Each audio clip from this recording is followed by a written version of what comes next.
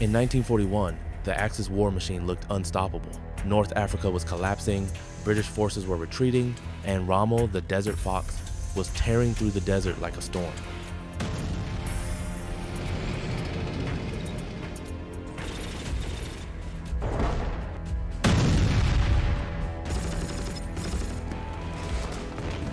But then, in a battered port city surrounded by sand, sickness, and 200 shells a day, a single Australian general transformed a hopeless situation into one of World War II's greatest defensive victories. This is the story of Tobruk, the fortress the Germans could not break, and the Australian general who refused to surrender.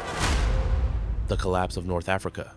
By the spring of 1941, the North African battlefield had transformed from a peripheral front into a catastrophic crisis for the British Empire. Just months earlier, British and Commonwealth forces had smashed the Italian 10th Army and captured tens of thousands of prisoners, sweeping across Libya with the confidence of a force on the ascent.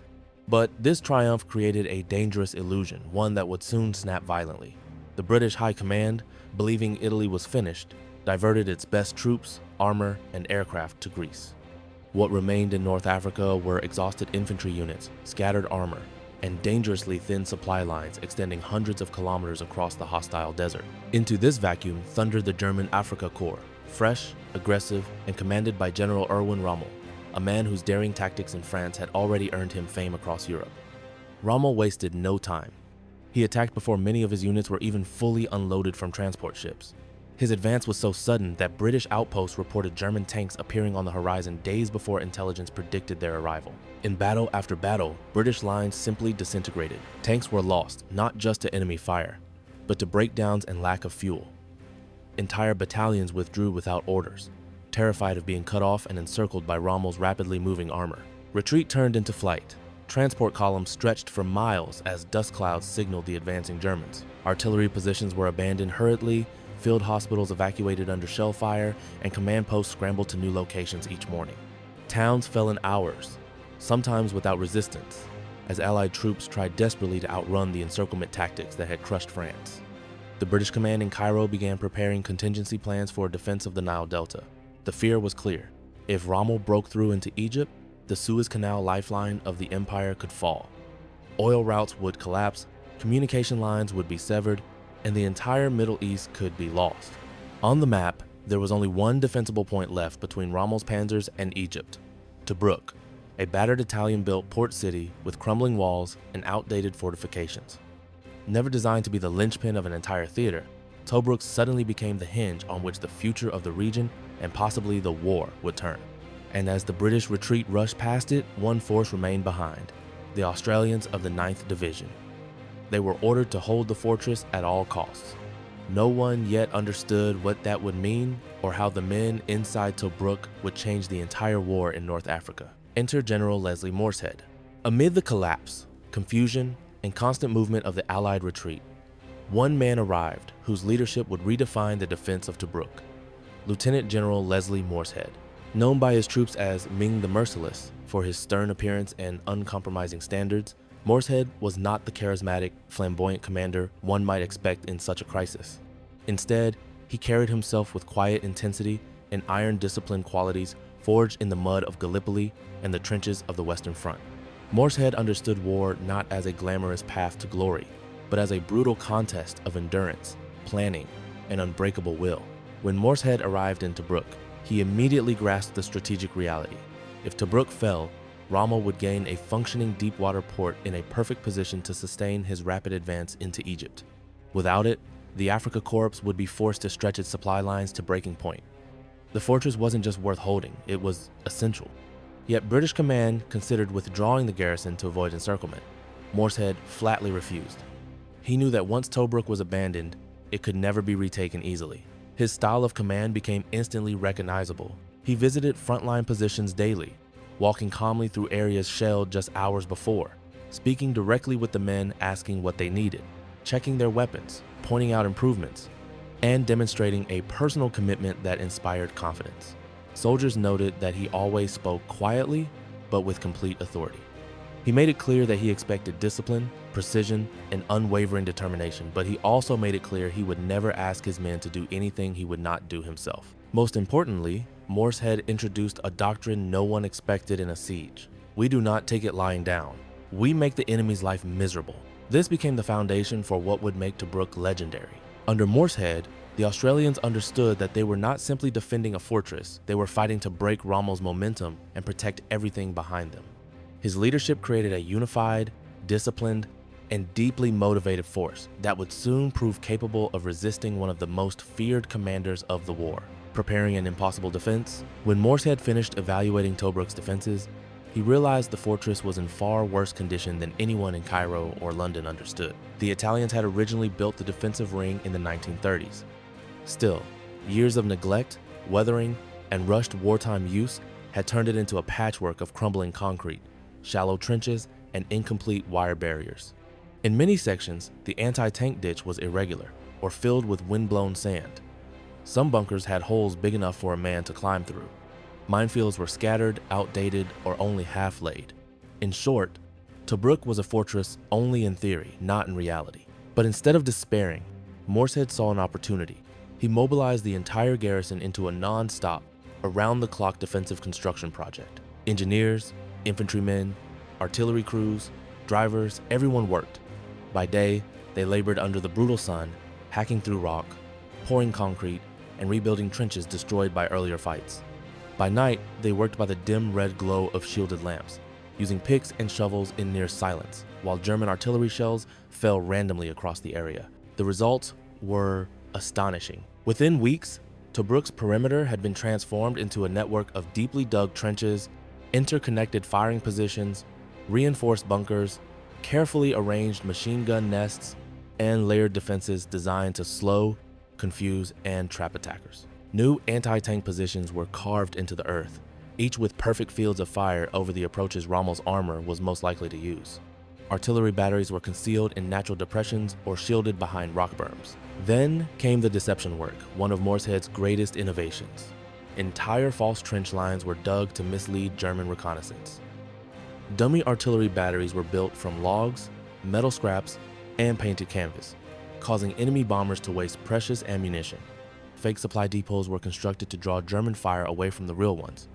In some areas, the Australians deliberately left gaps in the barbed wire to lure tanks into areas mined or covered by hidden guns. Slowly, Tobruk evolved into an unpredictable maze of threats, a place where every ridge, every dip in the sand, and every innocent-looking mound could hide a gun, a sniper, or a squad of infantry ready to strike. The transformation was so thorough that even veteran German officers later admitted they had never faced anything like it. And when Rommel finally launched his assault, he wasn't attacking a battered port city. He was attacking a fortress rebuilt by ingenuity, discipline, and the determination of men who refused to run. Rommel strikes. On April 10th, as the sun rose over the Libyan horizon in a deep red haze, Rommel unleashed the first major assault on Tobruk, a strike he expected would break the fortress in a matter of hours. The Afrika Korps moved with the confidence of a force that had steamrolled across hundreds of kilometers of desert with barely a pause. Columns of panzers advanced in arrowhead formations, kicking up massive clouds of dust that could be seen for miles. German artillery opened up in a deafening roar, sending shells cascading across the Australian lines. Stuka dive bombers shrieked downward, their sirens echoing like tortured metal, releasing explosives that tossed earth and bodies into the air. To the Germans, this was an overwhelming force, more than enough to crack what they believed were weak colonial defenders. But the moment the German tanks crossed the anti-tank ditch, the battlefield shifted in an instant. Australian anti-tank crews, who had been lying silent beneath camouflage nets and dune scrapes, suddenly burst into action. They let the tanks come dangerously close, sometimes as close as 150 meters before opening fire. The first shells punched straight through the lead panzers, sending fireballs erupting skyward and throwing German crews from turret hatches in desperation. The battlefield became chaos. German infantry ran forward, only to be caught in perfectly arranged crossfire from Vickers machine guns hidden in makeshift pockets carved into the ground. Mortar teams rained death on the second wave of enemy troops, walking their explosions forward with ruthless precision. The Germans, expecting to face a scattered and demoralized garrison, instead found themselves trapped in a meticulously prepared killing ground. As smoke thickened and burning tanks lit the horizon like crude torches, German radio operators frantically called for support. Rommel himself rode forward to observe, standing atop his command vehicle, binoculars raised, frustration clearly mounting. He had expected this to be a punch that would knock the Allies unconscious, yet it had barely scratched them. The attack failed. Scores of German vehicles burned. Infantry lay shattered across the dunes, and the Australian lines remained intact. For the first time, Rommel realized that Tobruk was not the weak link he assumed. Tobruk was a fortress manned by soldiers who refused to die on their schedule. The Rats of Tobruk fight back. Even after repelling the first attacks, General Morshead refused to let his men sit still. He understood that a static defense would eventually be worn down by Rommel's superior artillery and mobility. So he implemented the doctrine that would make Tobruk legendary active defense. The concept was simple. The Australians would not just survive the siege, they would make Rommel feel it every single day. At night, under a sky glittering with desert stars and tracer fire, Australian patrols slithered into no man's land like shadows. Wearing no helmets because moonlight reflected off them, they carried grenades, daggers, Thompson submachine guns, and sometimes even nothing more than rifles wrapped in cloth to silence their metal parts. These patrols moved low, crawling belly first across the sand, using dunes as cover as they approached German outposts. Some were simple reconnaissance missions. Others were designed to disrupt enemy sleep, plant explosives, cut wire, or capture prisoners. On many nights, brutal close-quarters clashes erupted. Australians dragged Germans out of trenches, overpowered them silently, or destroyed machine gun nests with charges placed right at the lip of the emplacement. The violence was personal, physical, and terrifying, fought in whispers, shadows, and sudden bursts of steel and flame. Every raid took a toll, not just on bodies, but on German morale. Men began reporting footsteps in the dark that turned out to be nothing. Patrols refused to go out, nerves frayed. The Germans started calling the Australians Wühmäuse, burrowing mice, because they seemed to live underground and always emerge where least expected. When German propaganda radio repeated the insult as the Rats of Tobruk, Australians embraced it. They painted rat symbols on helmets, trucks, dugouts, and even artillery barrels. What began as an insult became a badge of honor, proof that they could humiliate the most feared army in the desert. These raids, combined with relentless daytime sniping, artillery harassment, and fake advances, forced Rommel's troops into a constant state of exhaustion. They never knew when or where the next attack would come. Tobruk was no longer a trapped fortress. It was a predator, life inside the siege. Inside Tobruk, the defenders faced conditions that bordered on the medieval. Water was rationed so severely that men sometimes went a week with only a few cups of it, barely enough to drink, let alone wash. Tea became a mud-colored liquid brewed from water filled with sand and rust flakes.